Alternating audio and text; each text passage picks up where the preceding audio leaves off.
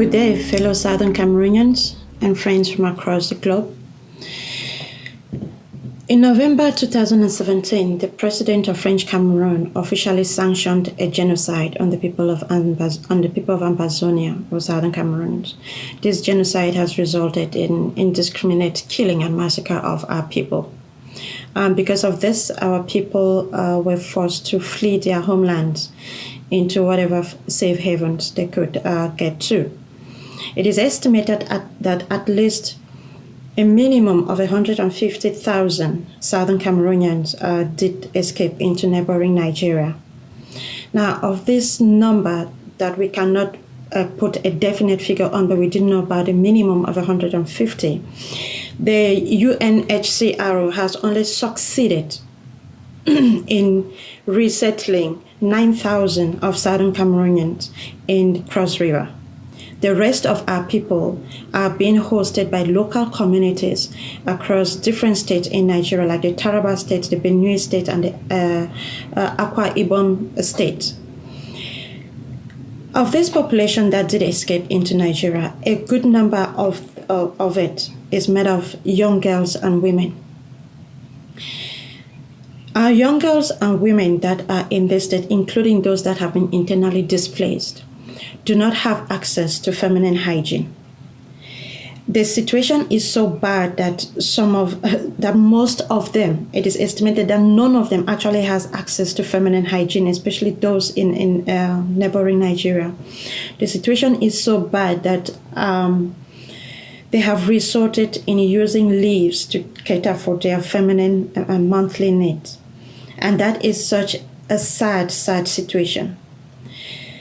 Because of this very terrible situation that is affecting our young girls and women and consequently affecting their reproductive systems, the Scope Women have been researching and have finally launched a project called the Feminine Hygiene Solutions Project. This project is aimed at providing sustainable solutions to our young girls and women that find themselves in these displaced camps in Nigeria. The objectives of this project are broad, but for us to get to those objectives, let us remind ourselves that it is estimated that in the lifetime of a single woman, that woman uses about 10,000 sanitary pads to cater for her feminine hygiene needs.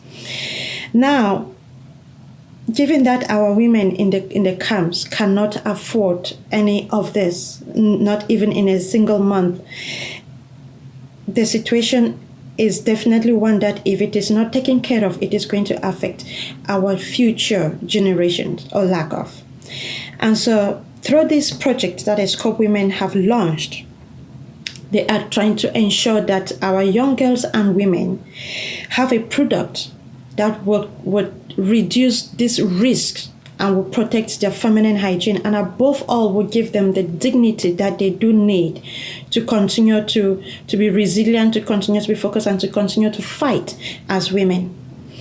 So the objectives of this Feminine Hygiene Solutions project that is being launched by the Scope Women is one, to actually increase access to menstrual care. Anybody, be it a woman or a man, understands the importance of menstrual care. That is what takes care of our reproductive system and ensures that we're able to bear forth future generations. So that's one of the objectives, to increase access, which means we want to help our women to be able to have this product that is healthy for them and that is hygienic and that helps protect and give them back their dignity. Two, to cultivate the second objective is to cultivate social enterprises through income-generating activities. So the idea is not just to give our women this access to menstrual care, but also to help them through the need for this menstrual care to be provided, to be able to earn some income. The Scope Women will be partnering with a local organization in Nigeria that will help our women to be trained and be able to earn some income in this aspect. The third is also to provide safe, washable, and long-lasting alternatives. So the products that ESCOP women are looking to provide to our women are reusable products, which makes it affordable, which makes it sustainable, which makes it healthy, and which gives our women the much needed dignity that they do need. Remember, they've already been displaced from their homes. They are living in local communities that they are trying to integrate in and understand. And at the very least, we need to make sure that they have their dignity about them while they go about this, so that they are not stigmatized, so that our people as Southern Cameroonians, our women, are able to hold their head up high and continue to fight for what they believe in. The activities or the vision, let me go back to the vision. The vision of this SCOP Women is actually to partner with an organization known as Days for Girls. To partner with this organization, help fund the whole project, and provide our women with this much needed care. And apart from that, provide our women with a source of income. It's sustainable. It's not a one-time thing. It's not a once-off thing, but a sustainable source of income, which means our women on ground in Nigeria will be trained to be able to produce this product, and in that sense, be able to earn some income for themselves. For this to happen, the SCOP women have identified a number of activities that they will have to carry out in order to ensure that this project, which is a long-term project, even though it is starting right away, it is a long-lasting project. There are certain activities that the women have identified that they have to carry out. Now, our first activity is that the women know that nothing is going to happen without adequate funding. And so the SCOP women will be reaching out, the SCOP women and their partners and their friends and all the other stakeholders that understand the need for this project will be reaching out to different people within their networks, different organizations, different enterprises for funding for such an important project. Two, the SCOP women also have to build a sustainable partnership with the partner that we have been working on, that we have been talking to, and that have agreed to work with us on such an important project. They will have to ensure that there is a sustainable partnership for this to carry on, which means there needs to be a lot of skills training, leadership training for our women back in Nigeria who will be able to use these skills in the future. So for this to happen, the SCOP women understand the need that they cannot do this by themselves.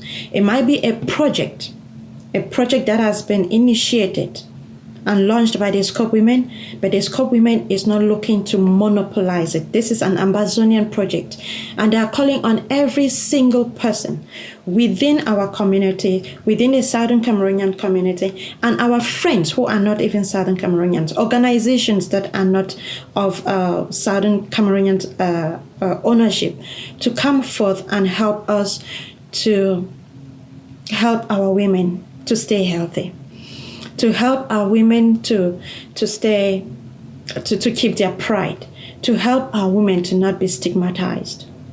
So this video is meant for all friends of Amazonia and every single person who understands the need for feminine hygiene in the life of a woman. Anybody who understands the need that our women need a sustainable solution to their feminine hygiene needs and not a once-off solution. Anybody who understands this thing, please get in touch with SCOP Women so that we can together rescue our women from the plague that is following them right now. They are in their need. This is a project that is not going to be launched in the future. It is being launched right away. And we have coordinators of this project worldwide. In the US, we have Sister Jacinta and Sister Cordelia, who are helping to coordinate this project on behalf of the SCOP Women's Project. Partners are welcome. If there's an organization, be it Amazonian or Southern Cameroonians or not, that wants to partner with us, we would greatly appreciate it. In Europe, we have Sister Gracious, who is in the UK, and we have Sister Sarah, who is in Germany, who are helping to coordinate this project as well. And in Africa, we have Dr. Rosita Enda and Sister Gillian Ameki, who are the project coordinators for this great initiative. Now, if you're not exactly sure how to reach any of them, I don't want to give their contact details in the video. If you're not sure how to reach any of them in these different regions, please, you could reach out to Sister Dora, who is the chairlady of the Women's Caucus for Scope. She's also the host of the Tax Talk and Amber Echoes on SBC. Or you can reach out to me, Jessy Itambi, if you can, and we will direct you to the coordinators of these different regions. As it stands right now, like I've indicated, this project will only be successful if we are able to raise the much needed funds. There are monthly targets for this project to be launched, and based on the funding that comes in, these projections can always be adjusted, can always be increased to if we do have additional funding than budgeted. So we are pleading with every single person that sees this video to please help our women. And for you to do that, for those people who are in the US and in the UK, there is a Cash App which you can support the project through. This Cash App number is 302, that is a US number, 302-442-3506. Again, the Cash App number is 302-442-3506. Now, if you want to pay using PayPal, that is also much welcome, because the Scope Women have their PayPal account, and the PayPal account is Scope Women SHP@gmail.com. Again, the email address for the PayPal payment is ScopeWomen, S for sugar, H for hospital, P for Peter, @gmail.com. So ScopeWomenSHP@gmail.com.